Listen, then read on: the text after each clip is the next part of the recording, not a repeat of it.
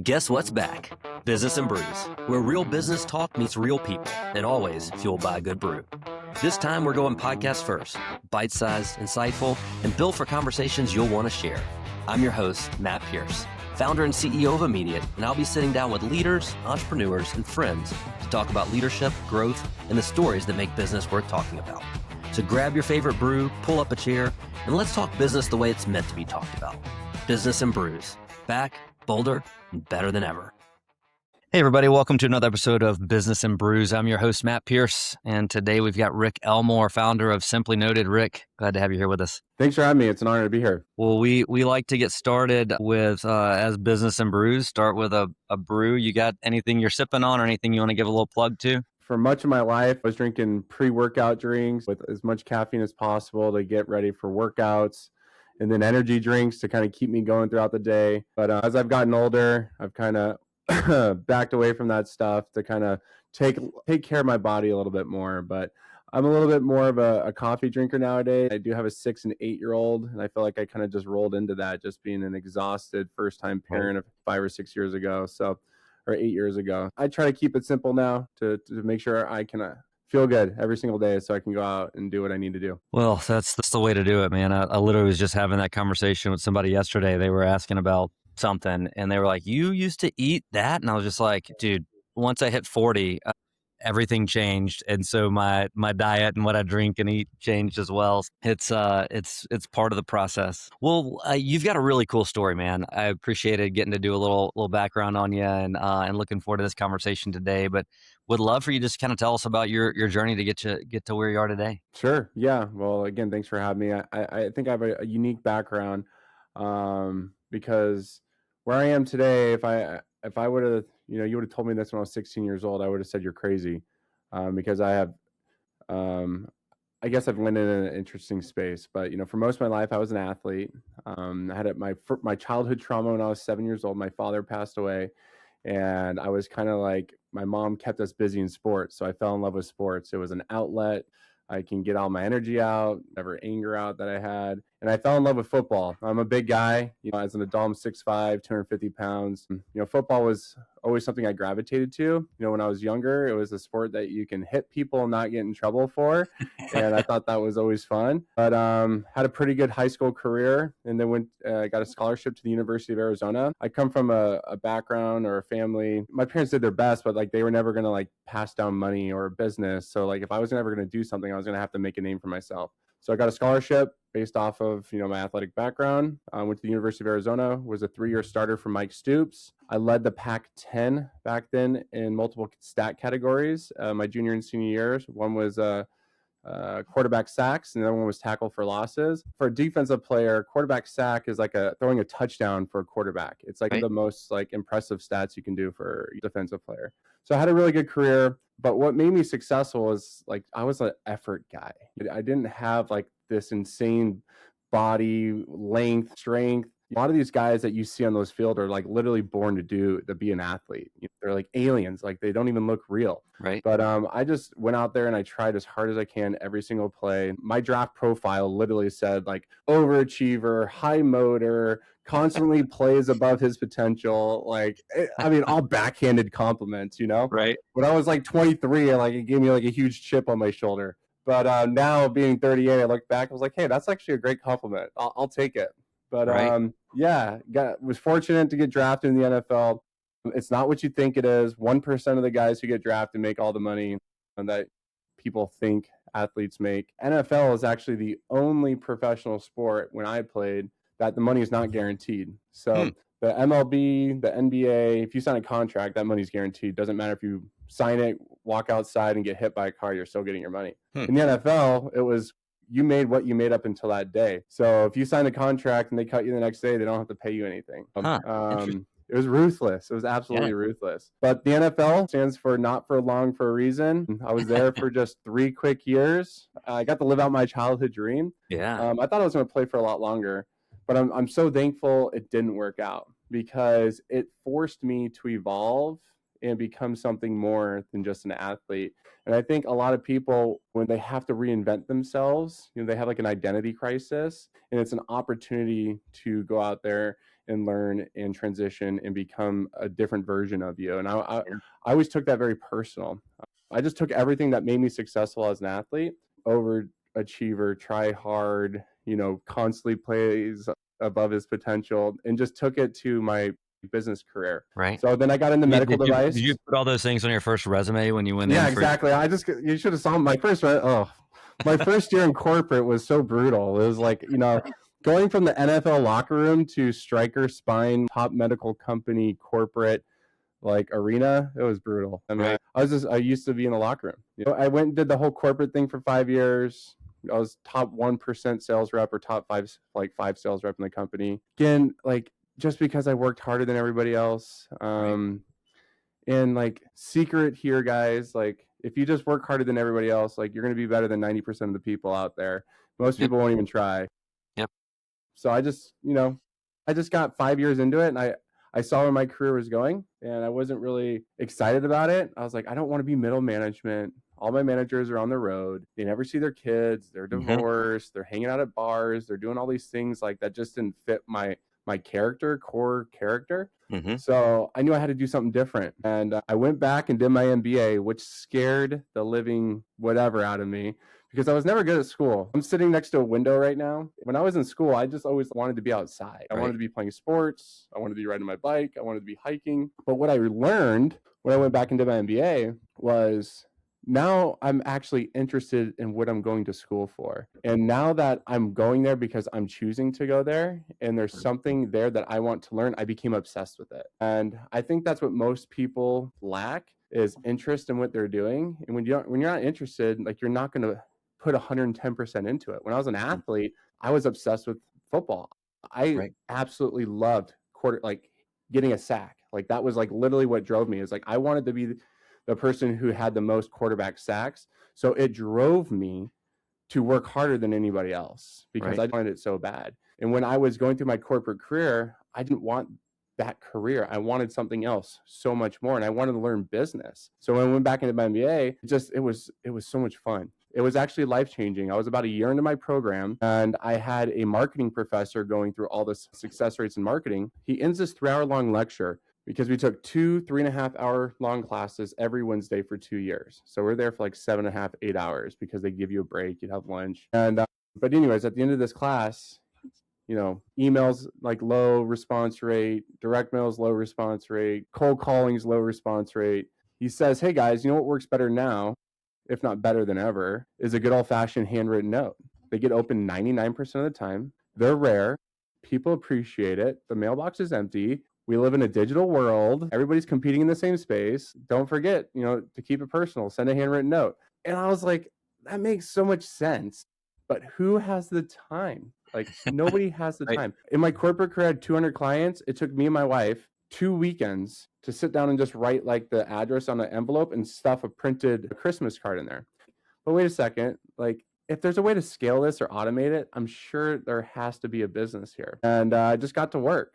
And I can jump into a lot of really crazy details, but fast forward 8 years later, we have built this amazing company that has 220 custom built handwriting robots, and we help companies integrate and automate and scale genuine handwritten notes in your handwriting. So it's been a wild journey, to say the least. That's such a cool story, man. And I got a couple questions I want to follow up on in there, but one of the things that when I was looking you guys up and I was reading on it, I was just the other thing for me, I grew up, my dad was a doctor. Doctors are notorious for horrific handwriting, right? And and so I could never read any notes he sent me. And then lo and behold, you can see I've got my notebook here and it's just chicken scratch, And so I'm like, I don't write handwritten notes so this is something I want to cover with you. I don't write handwritten notes because I'm like, they're going to look at this and go, did his seventh grader write this or did he write this? Right.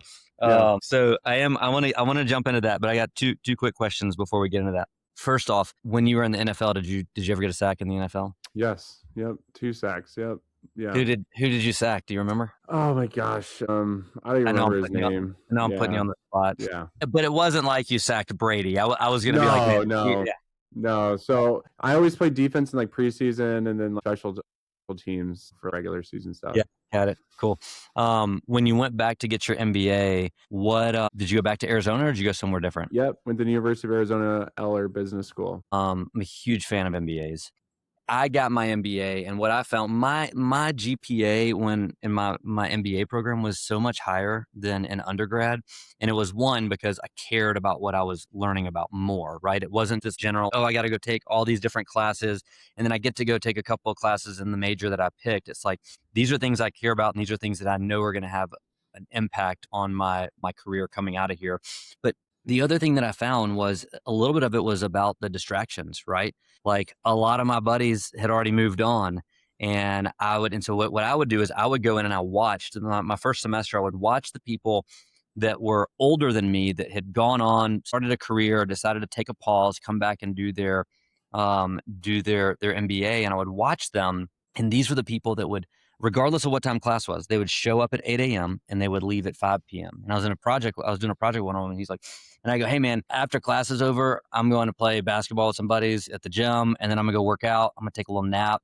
I'm gonna go do so and so. When we meet back up here at 6:30, I'll bring some pizza. And he just Hmm. goes, no, I'm leaving at 5. And I'm like, what? And he goes, I have a family. I approach this as my job, and I'm here from 8 to 5. If you want to work on this project with me, let's do it before 5 p.m. Right? And Yeah, it was just this kind of this mindset in me flipped of like, if I'm about to go into the working world, like I need to start focusing on this like it's my job yeah. and get rid of some of those distractions. And man, it was just like a whole different ball game the rest of my career in grad school. So it's cool that you kind of had a similar experience in coming in and getting to really lean into something you enjoyed. Yeah, I think what is that saying? But like what you're seeking will find you like within your journey. So it's like by you taking steps and like putting yourselves in different situations, like what you're seeking for will just like come come in front of you. But it's your job to actually like pay attention and notice it. Right. Like if you're going back to your MBA and you're trying to like grow in your career, your self-development, an experience like that can open your eyes and change your whole entire career. And I think that's what happens when you try new things and you push yourself to be outside your comfort zone. That's what causes you to level up. And I think what we're taught now in 2026 is everything's so easy and you're in your comfort zone all the time. If you can just regularly live outside your comfort zone, that's another thing. You're going to be ahead of 95% of people because like Right. people, they're used to Amazon, right? And not having to go to the store. They're not have to all these AI tools. They don't have to do any research. There's no thought process into anything. So if like you can do something differently than everybody else is doing, going outside your comfort zone, stressing yourself a little bit. It's like working out in the gym, right? You stress your muscles. Right. What happens to your muscles, right? You do the right thing, you lift, you do the right nutrition, your body grows, right? It's the Right. same thing for your mind.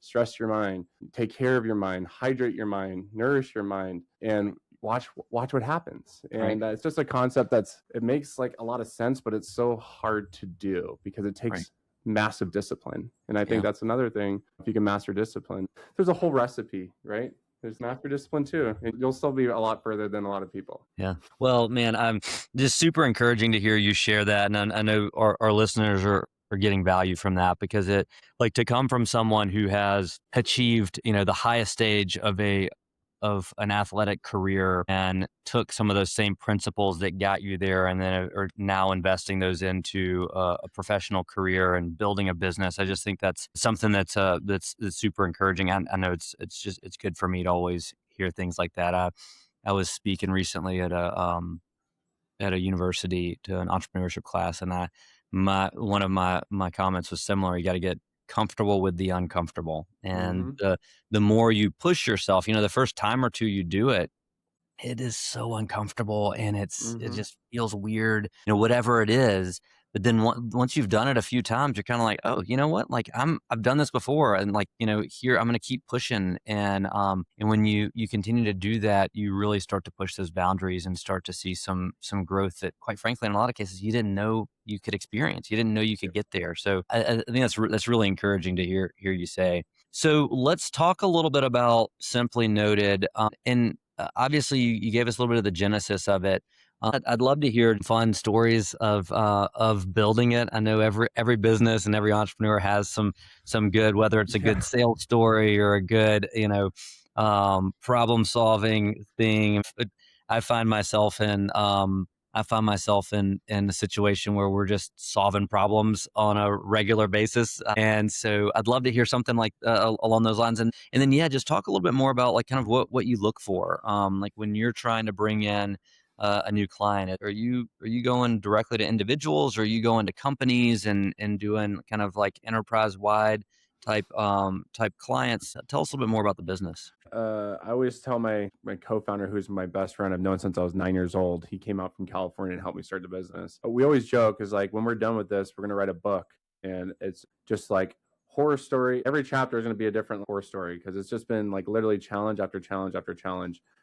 I'm a football player. My co-founder is a football player. We have no tech background. We've started this on a $10,000 0% interest credit card. So we Wow. had no funding. We have over $10 million in sales. We're a double seven figure a year in like annual recurring revenue business. There was no technology out there to do what we needed to do. So we actually had to go find an engineering company, share our idea. And we went through 14 different engineering companies before. Yeah. So I went through a 1 year engineering program to like drop a blueprint with the University of Arizona, because I had no money. Like they let me like donated like $10,000, and they worked with me for a year to drop like a blueprint. They talked about everything. I mean, they did a whole senior project on it. Oh, And then I wow. took that senior project and shopped it around to 14 different engineering firms. And I basically would say, hey, here's our problem. This is the product we sell. This is what we needed to do. Give me we call it a phase zero. They do an exploratory like paid engagement. And then they say, hey, this is how we're going to solve it. This is how much it's going to cost. Then I would take the logo off, take the price off, and I'd go to a different engineering company and say, hey guys, I don't like the way they did this. I think you guys can do better. And I literally just like, through that like phase zero process, the picture became so much more clear, because every engineering company's vision improved on the last. Mm-hmm. So what we ended up doing after the 14th phase zero, we found somebody and said, hey, we want to go with you, but this person's offering a better price. I mean, Right. I had no money, I was Right. like, I had to like, measured 14 times, cut once, right? And ended up going with an engineering company. It took 3 years, every Thursday from 2 o'clock until like 10 p.m. of sitting there, and it probably would have went a lot faster if I had money. I only have 20 grand. What can I get for this? Or I have Right. $9,000. What can I get for this? We literally hung it along. So if there's a will, there's a way. Find a reason why you can do something, not a reason why you can't do something. And yeah, we have 9 patents on the software, not the mechanical part. We do print automation. We do mail automation. We integrate into the post office and we track handwritten letters to the mailbox. We have software integrations, APIs, like all these. We've had to do all this building, and I've Right. basically been like a project manager through all of it. So I know I mentioned this before we got on the podcast, but I feel like if anything over the last 8 years, I feel like I've become I have like a PhD in problem solving. And I think that's what you got to do. It doesn't matter if it's in business or your life. Life's about solving problems. You're going to have problems with friendships, family, business, money, health. And if you can solve enough problems, that's what's going to help you like compound and grow and keep going forward. And I'm thankful for that through this entrepreneurial journey, because I feel like I've gotten 3 or 4 40-year corporate careers in the last 8 years of being an entrepreneur. But yeah, I mean, we try to work with businesses, because this is a new product, new service, new technology, new pricing. Like there's a lot of lift to get people to understand the product that we do. I don't think I could have picked a harder first business to start. There's a reason there's no businesses doing what we do. But yeah, it's been an incredible journey. But we try to work with businesses. They have systems in place. They have budgets in place. They have a real need. They use us for either client retention, relationship building, sending a thank you card, holiday, birthday, something like that, or just like direct mail acquisition, client acquisition, because the open rate is so high and the mailboxes still are empty.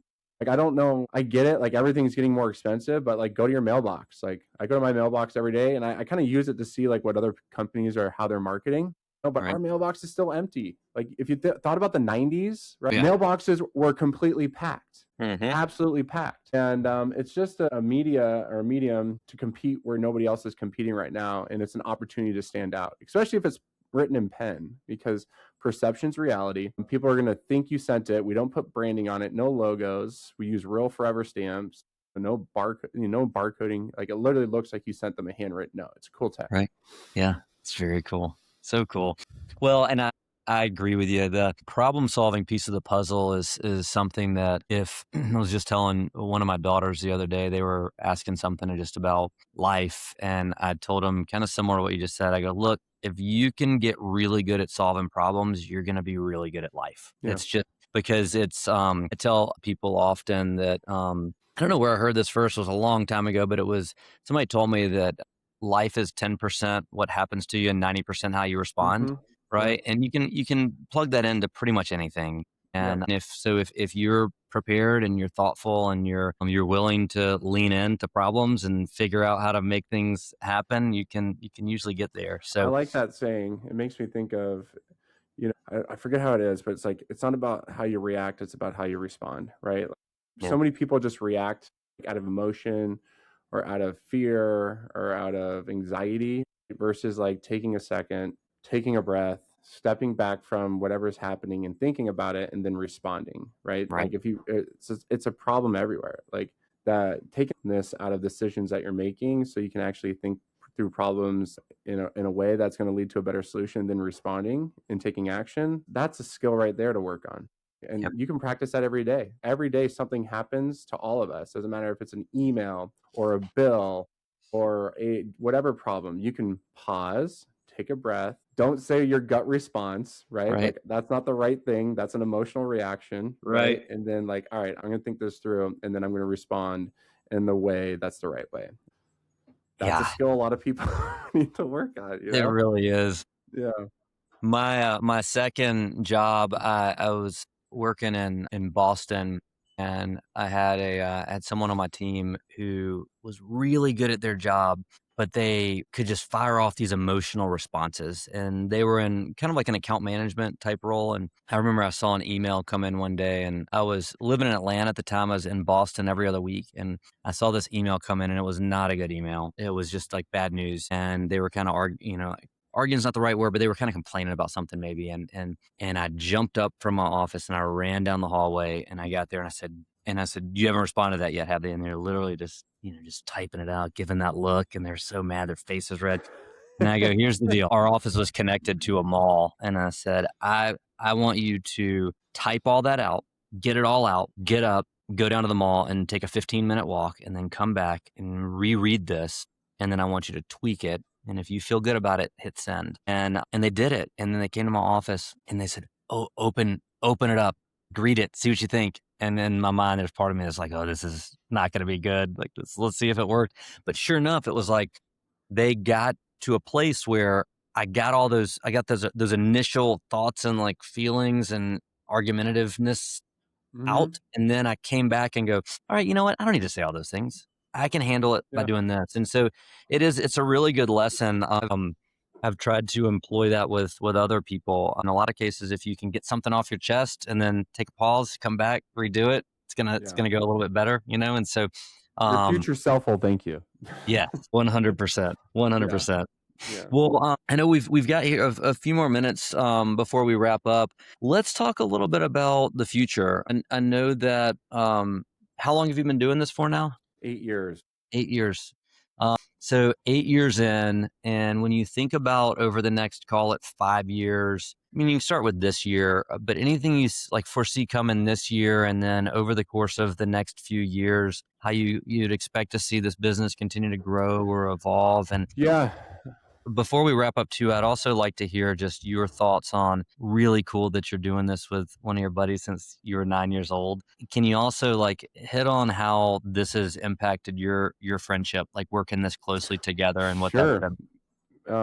Actually, I'll tackle that question first. So we always joke. I mean, being in any relationship for a period of time is tough. Like, how many friendships end over a year or whatever, or 2 years or 5 years? Then add in an extra curveball, a very high stress, turbulent, chaotic work life. And he's been there like through everything. I mean, he's been there through all the production development, all the robotic development, all the engineering. He's been at every meeting, every problem, every money problem. I mean, he knows everything. And he's the exact opposite of me. I'm like high energy, like go sales and marketing mind. And he's like more of like an operational tinkerer, slow and steady. I'll solve the problem.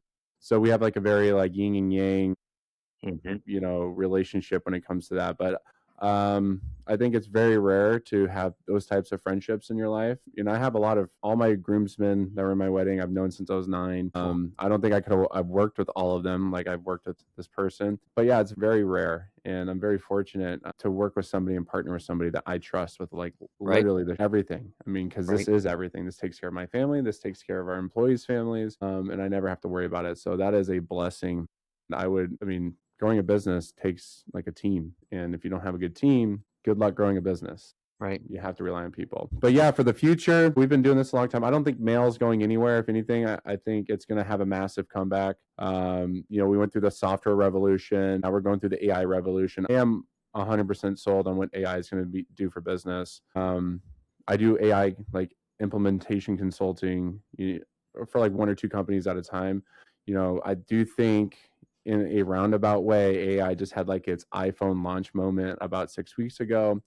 Actually having native agents living on your desktop, working for you 24/7, not just working within like a workflow system. Now it's actually taking actions, has like a core brain, a heartbeat, a markdown memory, never forgets, perfect responses, efficient and affordable to run. So there's 30 million small businesses in the United States. Less than 7% of them reach 7 figures in revenue, and they're all desperate to grow. And the only way that you're going to be able to grow any business, and this goes back to the book, The E-Myth, which was written like 40 years ago. It's about getting out of your business and working on your business and having systems, and agents and automations are systems. So this whole new technology is going to make quote me now, like remember this a year from now, I think a tsunami is coming for AI agents in business. Yep. And the businesses who actually take action, right? We talked about this earlier, take massive action, don't wait. And those are the people that are going to benefit from it. And if you do wait, it's going to be really hard to compete because your competitors are going to operate more efficiently, more affordably. They're going to be able to offer better pricing. They're going to be more profitable. So I'm all in on this, and I've been living in robotics and automation and software for the last 8 or 9 years. So my brain has all this like data and like, oh my God, opportunity. Like this is going to change everything. So yeah, I think Simply Noted's in a good spot though. There's always going to need to be a human to human experience in business because our lives, right? Maybe not our children's lives, but we grew up working with people. So our generation forward are still going to want to have like a human in the loop. Right. But our kids, no, I think it's going to be completely different. We're not going to go to school to become an accountant. We're going to go to school to learn how to run AI agents for accounting. So you're going to be monitoring AI and working with AI to do the job. Right. You were trained, I was trained to do the job. Our kids are going to be trained to manage technology that does the job. And every 75 years, every 100 years, 75% of the workforce, those jobs become obsolete. So if you think about 75 years ago or 100 years ago, like we didn't have computers, we didn't have technology. Think about how the bank systems work. Everything had to be written down, and then it went to computers, and then it went to a cloud. Right. So like be ready to adapt, like pay attention. AI is a thing. Automation has been around for 30 years. It's just becoming more beneficial and more automatic. And I want to say sentient, but it can do so much more than it could do 5 years ago. So I think Simply Note is going to be around for a long time. We're solving a real problem. As long as the post office is around and people still receive mail, people are going to want to receive a handwritten note. But AI, mark my words. I'm actually hosting a 60-person event I have a 12,000 square foot warehouse event tonight to talk about AI and automation. So yeah, I mean, it's a real thing. Pay attention to it. Yeah, man, Rick, that's super insightful. Really, really appreciate that. I think there's a lot of truth there. Well, this is good. Anything else you want to cover before we wrap up? I know this is right at 30 minutes, so good timing on us. No, I just always like to end it. I think you grow through what you go through, and it's really important to continue to challenge yourself. It doesn't matter if you're working in a business or you have your own business. By constantly pushing yourself, that's what's going to get you outside of your comfort zone and take you to where you ultimately want to go to reach the goals that you have for yourself. And if you just continue to do that, you're going to look back 5 years later and like, thank God I did it. Good stuff, man. Thank you. This has been awesome. Really appreciate your time today. And thank you guys for listening. I hope you got as much value out of that as I did. And we'll talk to you next time. Thanks, everybody.